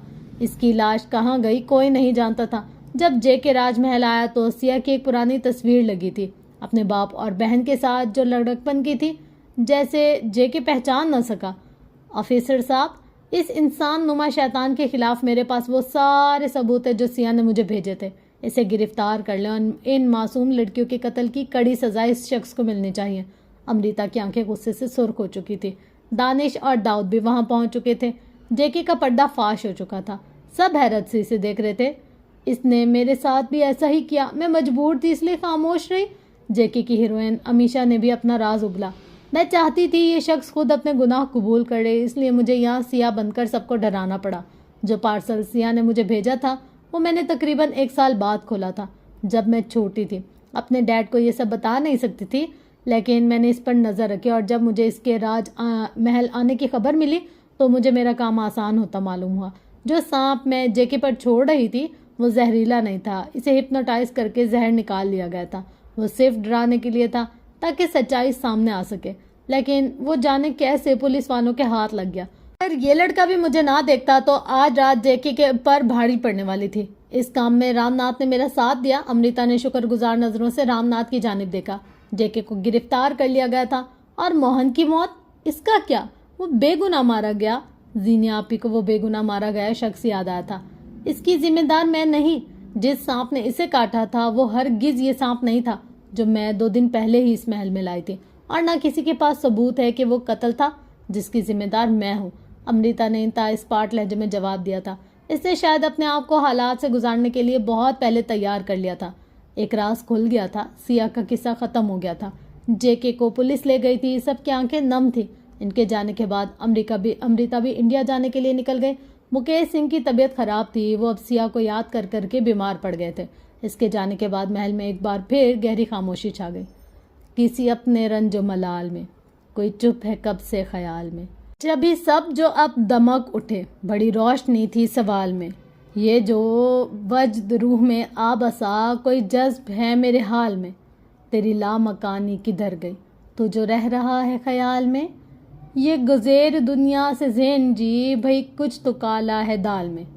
अब तो तुम्हें यकीन आ गया ना कि भूत वूत कुछ नहीं होते। आज चांद की 13 तारीख थी। इसकी रोशनी में पूरा महल नहाया हुआ था। वो दोनों बालकनी में खड़े थे। जब रियान ने मीरा से सवाल किया वो खामोश थी। चुप तो वो पहले भी रहती थी, लेकिन जब से रियान राजमहल आया था इसने महसूस किया था कि अलमीरा पहले से ज़्यादा खामोश हो गई थी। इसकी आंखें रियान से अजीब से शिकवा करती थी जिन्हें वो समझ नहीं पा रहा था। जी बहुत कुछ जान गई हूँ, वो मुस्कुराई, फीकी सी मुस्कुराहट। अलमीरा, रियान ने इसके चेहरे पर झूलती बालों की लिट को कान के पीछे अड़सते इसे पुकारा। मीरा तो जैसे करंट खाकर पीछे हटी। वो जाने क्या कहना चाहता था। क्या हुआ? इसके इस तरह डरकर पीछे हटने पर रियान हैरान हुआ। कुछ नहीं, मुझे नींद आई, मैं सोना चाहती हूँ। वो इसका जवाब सुने बिना वहाँ से निकलती चली गई। इसके जाने के बाद रियान ने एक गहरा सांस फिजा में खारिज किया। इसकी आंखों में नमी सी चमकी। रात का जाने कौन सा पहर था। वो अपने कमरे में सुकून से सोई हुई थी जब एक मानूस सी आवाज़ इसके शऊर से टकराई। हनी, किसी ने इसे पुकारा था और हनिया एक झटके से उठ बैठी। कमरे की लाइट बंद थी लेकिन खिड़कियां खुली हुई थी। इनसे चांद की रोशनी छिन छिन कर कमरे में आ रही थी। खिड़कियों के लटके सफ़ेद पर्दे हवा के बायस हिल रहे थे। आज चांद की रोशनी मामूल से ज़्यादा थी। पूरा कमरा जैसे दूधिया रोशनी में नहा गया था। कमरे में एक महसूर कर देने वाली खुशबू फैली थी। हाजिम, हनिया एक झटके से उठ बैठी। ये इसी के आसार थे। सालों गुजर गए इसे आए हुए, लेकिन हनिया आज भी इसके एहसास को पहचानती थी। वो तेज धड़कते दिल के साथ कमरे में चारों तरफ नजरें दौड़ा रही थी। तभी इसकी नज़र खिड़की के पास खड़े एक वजूद पर पड़ी। वो एक हेवला सा था जो देखते ही देखते इंसानी वजूद का रूप धार गया था। हनिया ने मुंह पर हाथ रखकर अपनी चीख रोकी। वो हाजिम ही था। वो सीने पर हाथ जमाए अपनी गहरी पुरस्रार और चमकदार आंखों से इसे देख रहा था। वो इसके चेहरे के तासुरात नहीं जांच पाई थी, लेकिन जानती थी वो मुस्कुरा रहा था। वो बेड से उतरकर झटके से इसकी जाने बढ़ी। वो एक लाइब्रेरी थी, बहुत बड़ी लाइब्रेरी। मीरा ने आज तक इतनी बड़ी लाइब्रेरी नहीं देखी थी। ऊपर नीचे चारों तरफ किताबें ही किताबें थी। वो एक गोलाई में बना था जिसके गिर्द ऊपर दूर जहाँ तक नजर जाती शेल्फ बने थे जिनमें किताबें रखी थी। नई पुरानी मोटी किताबें जिनकी जिल्द सख्त नजर आती थी। वहाँ अंधेरा था, कहीं कहीं कोई मशाल रोशन थी जो इस अंधेरे को काट रही थी। अचानक एक चरचराहट की आवाज़ उभरी और मीरा ने झटके से पीछे मुड़कर देखा। शायद कोई बड़ा सा भारी वजनी दरवाज़ा बंद हुआ था। अब इसका दिल तेज़ी से धड़का था। वो चारों तरफ देख रही थी, लेकिन इसे समझ नहीं आई वो यहाँ क्यों थी और कैसे आई थी। अचानक बाएं जानिब एक और मशाल रोशन हुई। मीरा ने गौर से देखा तो वो एक राहदारी थी जो आगे की जानिब जा रही थी। इसके दोनों जानिब भी किताबों के शेल्फ थे। वो आहिस्ता आहिस्ता इनके दरमियान ही रास्ता बना रही थी। वो धड़कते दिल के साथ इस जानिब चलना शुरू हो गई। राहदारी लंबी होती जा रही थी। इसका दिल खौफ से कांप रहा था, लेकिन जाने क्यों आगे बढ़ने का जुनून इस पर सवार हो चुका था। राहदारी में चलते हुए मीरा को सरगोशियों की आवाज़ सुनाई दे रही थी, यूं जैसे नज़रों से ओझल जाने कितने लोग वहाँ मौजूद हों। इसे देखकर सरगोशियाँ कर रहे हों। वो राहदारी ख़त्म होगी यूं ही कैसे, कुछ कह के भी लगातार आ रहे थे। अचानक जैसे रास्ता बंद हो गया। इसके साथ ही बाएं जानिब एक दरवाज़ा था। मीरा ने दरवाजे को हाथ से छुआ तो अंदर से बोलने की आवाज़ें साफ सुनाई देने लगी। हमें इस किताब को ऐसी जगह छुपाना होगा जहाँ से कोई ढूंढ ना पाए। ये किसी आदमी की आवाज़ थी जो किसी किताब के बारे में बात कर रहा था। लेकिन प्रोफेसर, हम इसे कहाँ छुपा सकते हैं? मैंने सुना है बुरी ताकतें ऐसी चीज़ों को जल्दी ढूंढ लेती हैं। ये किसी लड़की की आवाज़ थी। शायद वो दोनों आपस में बातें कर रहे थे। मीरा ने हाथ की मदद से दरवाजे पर दबाव बढ़ाकर इसे खोला। अंदर एक क्लासरूम था और इसके आखिर पर एक बड़े से मेज़ के गिर्द वो लोग बैठे थे, एक लड़की और अधेड़ उम्र शख्स। वो जैसे ही अंदर दाखिल हुई, दरवाज़ा ज़्यादा खुलने के बायस चरचराहट की आवाज़ पैदा हुई। दोनों ने चौंक कर दरवाजे की जानिब देखा। वहाँ दरवाजे के दाएं और बाएं जानिब भी किताबों के शेल्फ रखे थे। इससे पहले इनकी नज़र मीरा पर पड़ती वो जल्दी से एक शेल्फ के पीछे छुप गई। क्या हुआ प्रोफेसर? लड़की ने इस बुजुर्ग नुमा शख्स को दरवाजे की जानिब तकता देकर पूछा। कुछ नहीं, मुझे महसूस हुआ जैसे तुम वहाँ हो। इनकी आवाज़ अब फिर सरगोशी में ढल गई, लेकिन मीरा को वो साफ सुनाई दे रही थी। लेकिन मैं तो यहाँ हूँ आपके सामने। लड़की ने उलझन आमेज नज़रों से प्रोफेसर को देखते जवाब दिया। हाँ, मैं जानता हूँ तुम यहीं हो और मुझे सुन रही हो। प्रोफेसर ने अब इस शेल्फ की जानिब देखते पुरस्रार लहजे में कहा था, जैसे शेल्फ के पीछे वजूद को सुनाया गया हो। आपने बताया नहीं प्रोफेसर, हम इसे कहाँ छुपाएंगे? वो लड़की सवाल पूछ रही थी जिसकी पुश्त मीरा की जानिब थी। मीरा इसका चेहरा नहीं देख पाई थी। कोई बहुत ही महफूज जगह जिसका किसी को इल्म ना हो, जहाँ कोई आता जाता ना हो, ऐसी एक जगह मेरे जहन में। लड़की ने कुछ सोचने के बाद बताया। कौन सी जगह? प्रोफेसर ने राजदारी के आलम में पूछा। आप चलें मेरे साथ प्रोफेसर, मैं नहीं चाहती हमें देर हो। वो अपनी जगह से उठ चुकी थी। मीरा ने शेल्फ के पीछे से झांक कर देखा तो लड़की को देखकर इसकी आंखें हैरत से फटने वाली हुई। वो तो वही पियानो बजाने वाली लड़की थी जिसकी शक्ल मीरा से बहुत मिलती थी। वो दोनों अब बातें करते इसकी जानिब बढ़े थे। मीरा ने अपने मुंह पर हाथ रखकर जैसे अपनी सांसों की आवाज़ को भी रोका था। वो नहीं चाहती थी इसके वहाँ आने की खबर किसी को हो। जैसे ही वो लोग दरवाजे के करीब पहुंचे, मीरा खिसक कर दूसरी जानिब हुई और बिल्कुल साकित हो गई।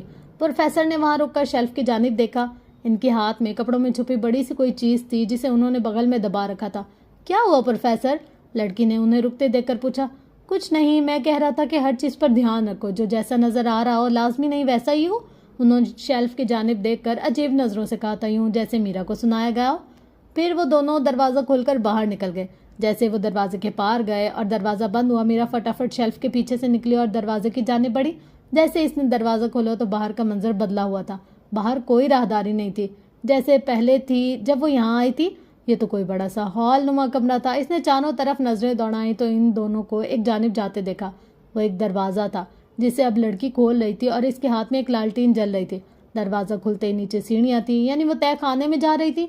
जब वो दोनों वहां से गायब हुए तो मीरा ने भी दरवाजे की जानिब बढ़ना शुरू किया।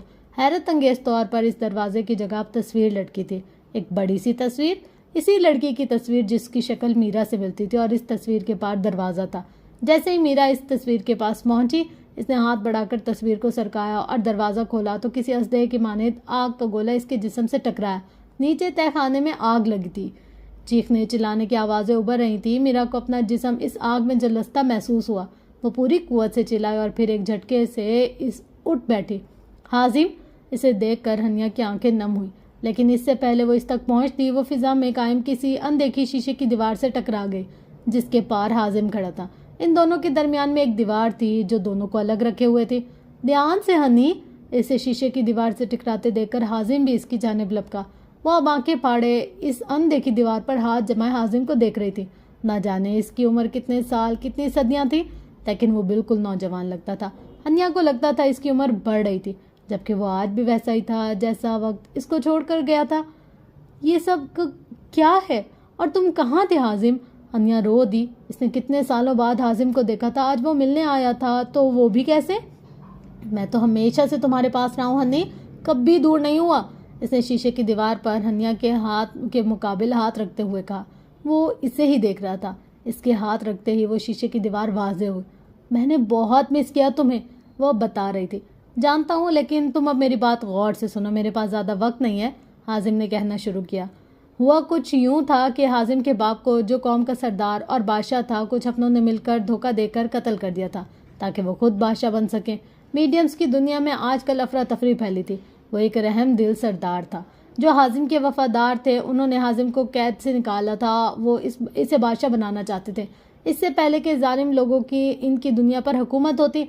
हाजिम को अब इन लोगों के खिलाफ, जिन्होंने अपनी एक फौज बना ली थी, जंग करके अपना तख्त वापस लेना था। अपने बाप का अहद जो अब इसका था, इसे हासिल करना था। कोई और वक्त होता तो वो अहद को कभी ना लेता, लेकिन चूंकि इसके बाप को कत्ल कर दिया गया था, इसे अब बदला लेना था। वो आखिरी बार इससे मिलने आया था क्योंकि मीडियम की दुनिया का सरदार बनने के बाद इसका राब्ता हमेशा के लिए इंसानी दुनिया से ख़त्म हो जाता, फिर वो कभी इंसानी दुनिया में दाखिल ना हो पाता। मुझे लड़ना है हनिया, अपनी कौम की बका के लिए, वो भीगे लहजे में बता रहा था। और हनिया तो जैसे साकी थी। वो इससे मिलने भी आया तो आखिरी बार। कितना जालिम था। अनकबूर हमेशा तुम्हारे साथ रहेगा, वो तुम्हारा ख्याल रखेगा। मैं ये जंग जीत जाऊं, फिर इंसानों का अपनी दुनिया में दाखिल होने का एक दरवाज़ा खोलूंगा। फिर जब तुम्हारा दिल चाहेगा तुम मुझसे मिलने आ सकोगी। वो इसे तसल्ली दे रहा था। अभी मुझे जाना होगा, मैं नहीं जानता ये जंग कब तक चलेगी, इसमें फातेह कौन होगा, लेकिन याद रखना अनकबूर तुम्हारा है, वो तुम्हारी हर मुमकिन मदद करेगा। तुम हमेशा लोगों के काम आना। अगर तुम अपनी ताकत का गलत इस्तेमाल करोगी तो ये ख़त्म हो जाएगी। वो इसे समझा रहा था और हनिया की आंखों में नमी उभरती जा रही थी जो हर चीज़ को धुंधला रही थी, यहाँ तक कि हाजिम के अक्स को भी। क्या हुआ? मीरा की चीख सुनकर केचप का पैकेट हाथ में पकड़े अनकबूर उछला था। इसे हनिया ने मीरा की पहरादारी और हिफाजत के लिए रखा था। वह इसके कमरे में कब से बैठ के करीब बैठा इसके चेहरे को देख रहा था। वो इसे अच्छी लगती थी। अभी कुछ देर पहले वो केचप का पैकेट उठाकर इसे खाने में मगन हुआ था जब मीरा की चीख ने इसे बौखला कर रख दिया। पहले पहल जब मीरा ने इसे देखा तो डर गई, लेकिन अब इसे आदत हो गई थी। कुछ नहीं, मीरा ने खुद पर काबू पाते हुए कहा। इसे समझ नहीं आ रहा था कि जो इसने देखा वो ख्वाब था या हकीकत। मुझे हनिया से बात करनी है। वो एक झटके से बेड से उतरी। आप मालकिन के कमरे में नहीं जा सकती। अनकबूर इसके रास्ते में आया। क्या मतलब? मीरा हैरान हुई। मेरा मतलब मैं खुद इन्हें बुला कर लाता हूँ। अनकबूर गड़बड़ा गया और फिर वो पलक झपकते हनिया के कमरे में मौजूद था, जो हाथ में पकड़े एक छोटे से खंजर को देखकर आंसू बहा रही थी, जो इसे हाजिम देकर गया था। मालकिन जल्दी चलिए, मीरा बीबी आपको बुला रही हैं। अनकबूर की बात सुनकर मीरा ने नम आंखों को साफ किया और इस खंजर को दराज में रखते कमरे से बाहर निकल गई। इसका मतलब है तुम वक्त के सफ़र तय करके पीछे गई थी, ये देखने के माजी में क्या हुआ था। ग्रेट, इस ख्वाब ने हमारे काम को आसान कर दिया। अब हमें इस किताब को ढूंढना होगा। हनिया के चेहरे पर अजीब सी चमक थी। मुझे समझ नहीं आता कि वो लड़की कौन है और प्रोफेसर। मीरा के चेहरे पर उलझन वाज़ेह हुई थी। तुमने कहा कि दरवाज़ा इस तस्वीर के पीछे छुपा था। मीरा, वो तस्वीर किसकी थी? हनिया के जहन में झमाका हुआ।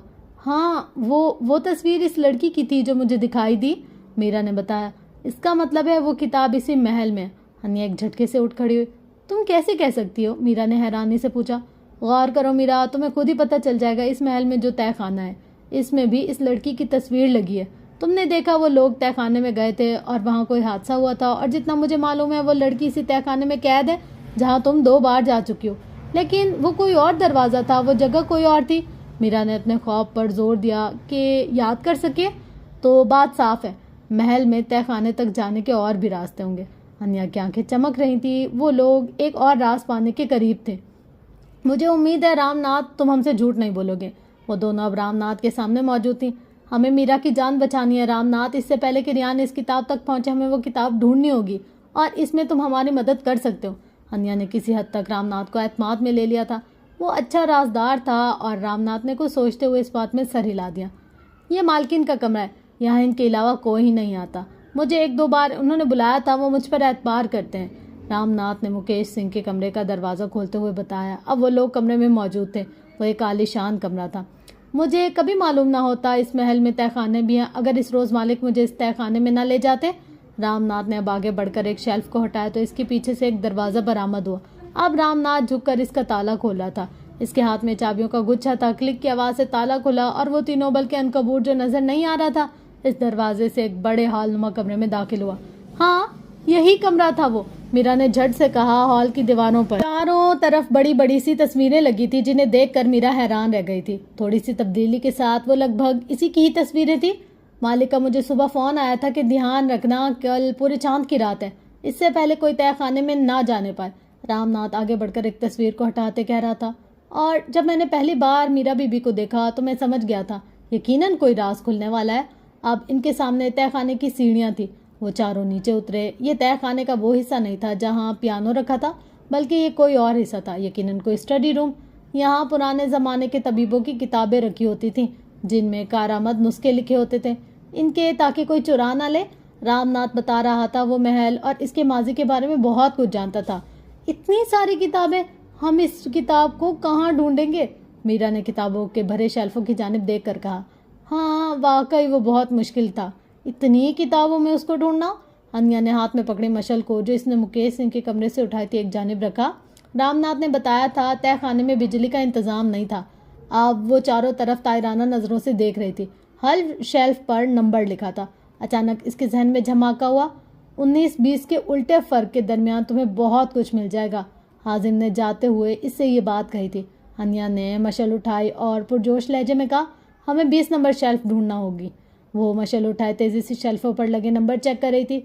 वहाँ अंधेरा बहुत ज़्यादा था। मीरा ने इसके पीछे चलना चाहा और तब इसका पाँव ज़मीन पर पड़ा, किसी चीज़ से टकरा गया। वो एक टॉर्च थी। मीरा ने इसे उठाकर जलाया तो वो जल उठी।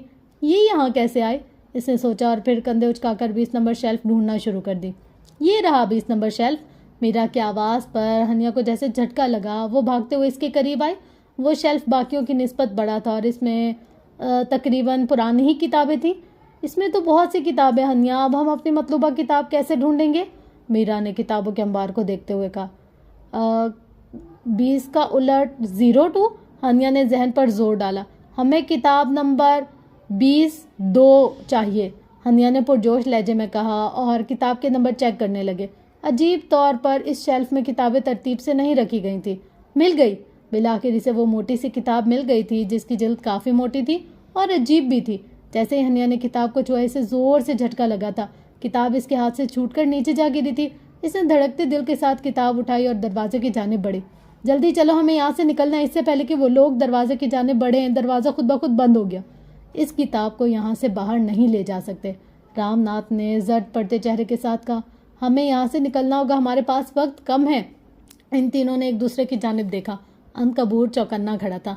इसकी अकाबी नज़रें चारों जानिब का जायज़ा ले रही थी। इसका मतलब हमें यहीं पर पढ़ना होगा, मीरा ने कहा। लेकिन हम इसमें से ढूंढ क्या रहे हैं? इतनी मोटी किताब है, ये तो जल्द पढ़ी नहीं जानी। वो खौफजदा थी। मैं जानती हूँ हमें इसमें से क्या चाहिए, हानिया ने पुरस्रार लहजे में कहा और एक गहरा सांस लेते हुए किताब की जिल्द को खोला।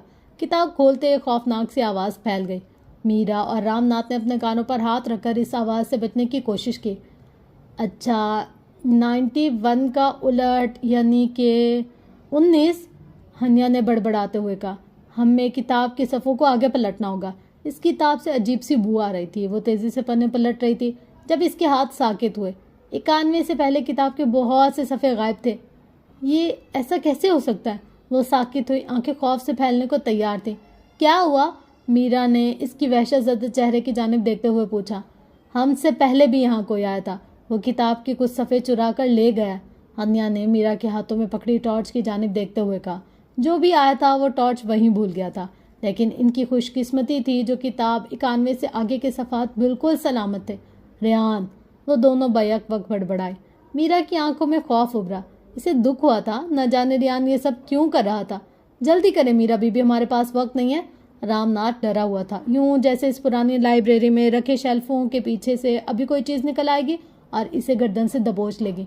अनकबूर, हानिया ने अनकबूर की जानिब देखा। वो और अनकबूर सर हिलाकर आगे बढ़ा। अब वो किताब को मेज़ पर रखे हुए था। बायां हाथ हवा में लहराकर इसने एक बड़ी सी कागज़ की साफ शीट बनाई और दाएं हाथ को किताब के ऊपर लहरा रहा था। जो किताब पर लिखा था अब वो इस शीट पर उतर आता, यूँ जैसे कॉपी हो रहा हो। बस हो गया काम। मतलूबा सफ़े तक पहुँचने के बाद हनिया ने कहा और किताब उठाकर वापस रखी। इसने कुछ पढ़कर किताब पर फूंका और फिर वो सब कुछ पीछे इस दरवाजे की जानिब बढ़ गए जिससे वो वहाँ दाखिल हुए थे। तो फ्रेंड्स, यहाँ तक हमारी आज की जो एपिसोड है ना वो हो गई है कंप्लीट। और इंशाल्लाह मैं कोशिश करूँगी कि कल हमारी इसकी लास्ट एपिसोड में आपके साथ शेयर कर लूँगी। वैसे मेरी कोशिश तो आज थी कि मैं इसको एंड कर लूँ, और पर इतनी सी देर में ना ये समाप्त नहीं होगा।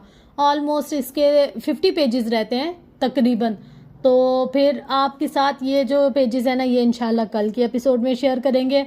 और बहुत ज़्यादा सस्पेंस होता जा रहा है, मतलब समझ में नहीं आ रहा कि क्या है इसमें, कैसी कहानी है। सारे जहान में कुछ अजीब सी खलाई मखलूक चल रही है, मतलब समझ ही नहीं आ रही क्या हो रहा है, क्या सच है, क्या राज है, क्या झूठ है। मतलब मुझे लगता है कि ये नावल लिखने से पहले हमारी जो राइटर है ना, हालांकि मुझे इनका काम बहुत ज़्यादा पसंद है और मैं हमेशा अप्रिशिएट करती हूँ इनके काम को, लेकिन ये वाली इनके एपिसोड पढ़ने के बाद ना मुझे ऐसा लग रहा है राइटर ने ना बहुत ज़्यादा हॉरर फिल्में देखी हैं और उन्हीं को देखने के बाद उन्होंने इस नावल को लिखा है।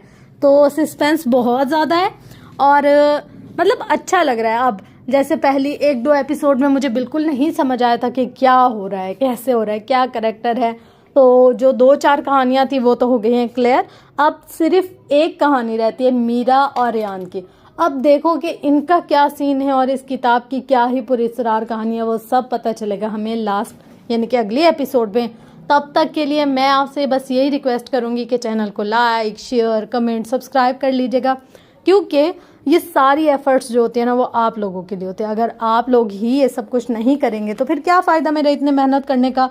और इसके लिए फीडबैक मैं क्या ही दूँ, मुझे बताएं। मतलब एंड में हम इसका डिस्कस करेंगे कि कैसे लगे। तो बस मिलते हैं नेक्स्ट वीडियो में, तब तक के लिए अल्लाह हाफिज़, लव यू ऑल।